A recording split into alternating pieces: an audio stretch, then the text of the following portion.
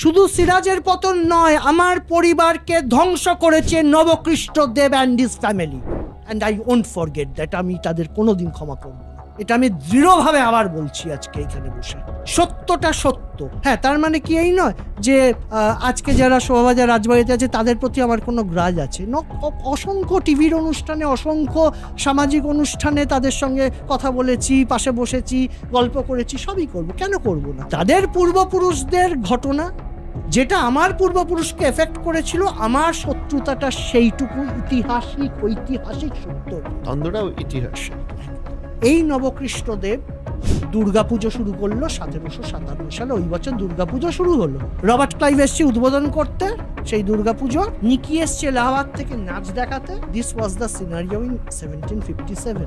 তার নাতি হচ্ছে রাধাকান্ত দেব। এই রাধাকান্ত দেব, তার সঙ্গে ডিরেক্ট লড়াই। রামমোহনকে খড়ম মেরে মাথা ফাটিয়ে দেওয়া হলো। রানী রাসমণিকেও বাধা দিয়েছেন মন্দির করবার জন্য, যেহেতু ও শূদ্র। এই ঘটনাগুলো আমাদের কলকাতার বুকে আমাদের সামনে ঘটেছে, কিন্তু এইগুলো নিয়ে আমরা ভাবিনি।